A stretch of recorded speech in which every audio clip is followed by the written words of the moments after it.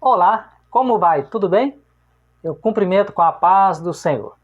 E seja bem-vindo ao canal e também a este vídeo sobre a lição de número 5, que traz o tema O casamento é para sempre. Aqui quem fala é o Sérgio Henrique e é um prazer muito grande ter cada inscrito neste canal, todos que têm participado, comentado e também visualizado os vídeos que, pela bondade de Deus, eu tenho postado para auxiliar aqueles que vão ensinar a lição da Escola Bíblica Dominical e também aqueles que têm interesse em entender cada tema abordado em cada vídeo.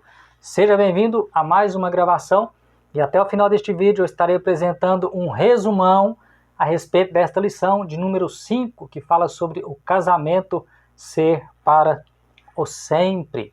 E já te faço uma pergunta e você pode colocar aí nos comentários abaixo deste vídeo se dentro de um casamento alguém viver sendo agredido, será que pode haver o divórcio? Será que eles podem se separar, biblicamente falando? Deixe aí o seu comentário, o seu pensamento, o que você pensa a respeito. Dentro da lição de número 5, dando sequência aos ensinos que Jesus proferiu no Sermão do Monte, você vai perceber que na passagem base, que é Mateus capítulo 5, versículo 27 ao 32, Jesus ele trata sobre dois assuntos, que é a questão do adultério e também sobre a questão do divórcio.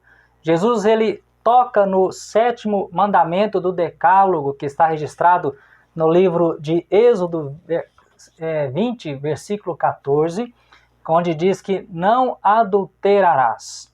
E quando Jesus traz o ensinamento aperfeiçoando, dando um aprofundamento dentro desta questão do adultério, Jesus está mostrando que o adultério ele não é somente o ato físico, o ato sexual consumado, mas Jesus, como ele sempre fez nos seus ensinamentos, ele vai atingir a essência, a semente, o início, aonde surgiu a questão do pecado propriamente dito.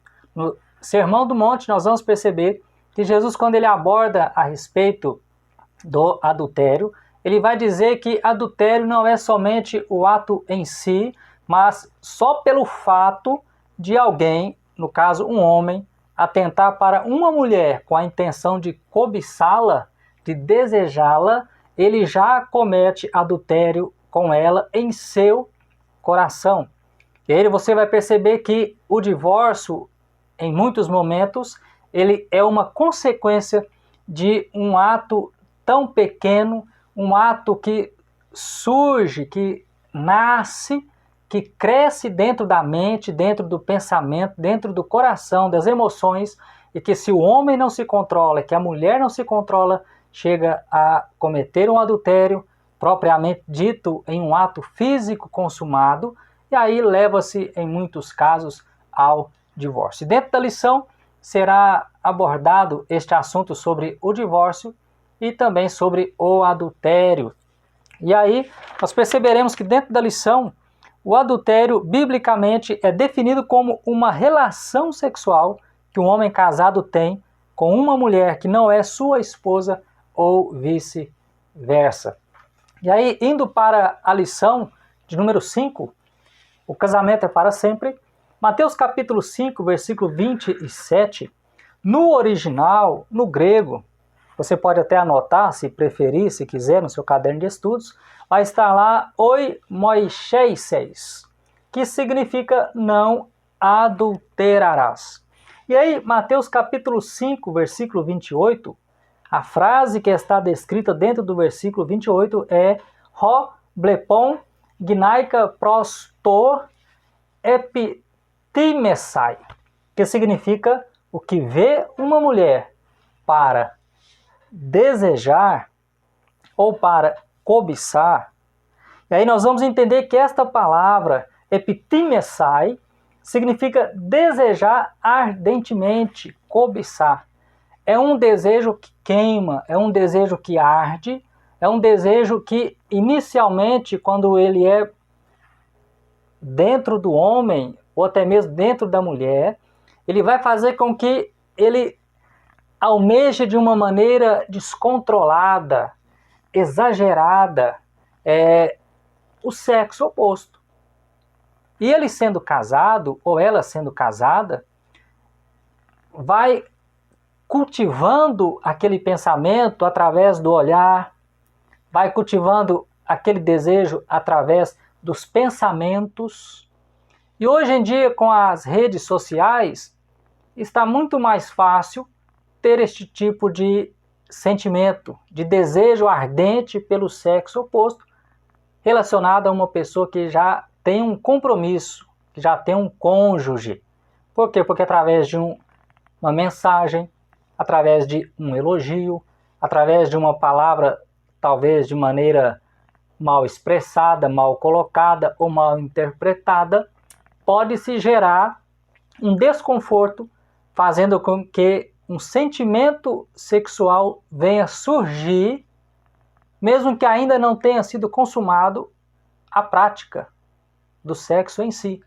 Então, Jesus ele vai no Sermão da Montanha dizer justamente isso, que aquele que olha para uma mulher e a deseja ardentemente, cobiça, ele passa o tempo todo almejando aquela conquista, desejando possuir, ele já está cometendo adultério em seu coração.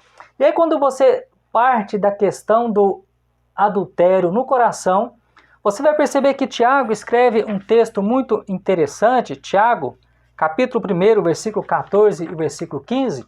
Olha o que Tiago escreve. Cada um é engodado por sua própria cobiça, a qual dará luz ao pecado, que sendo consumado, leva à morte.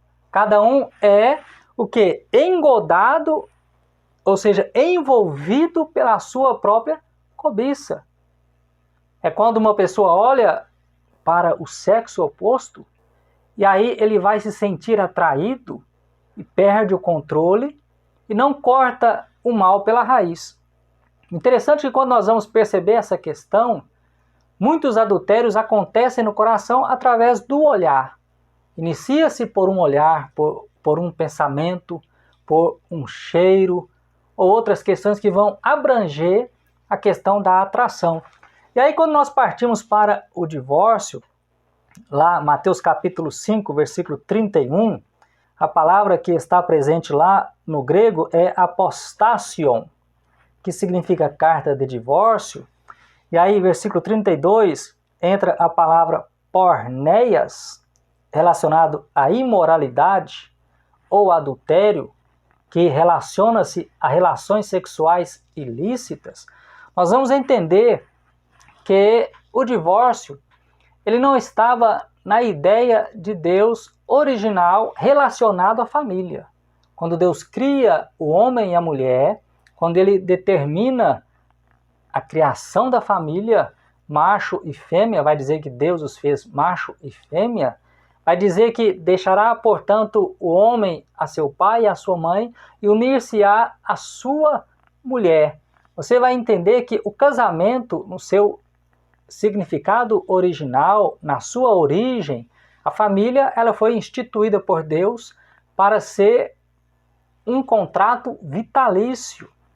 E aí, no decorrer da história, segundo a dureza do coração do povo, Moisés vai escrever Deuteronômio capítulo 24, versículo 1 ao 4, dando a condição para que por qualquer razão o homem desse carta de desquite para a mulher, abandonasse a mulher, desse o divórcio para a mulher por qualquer razão.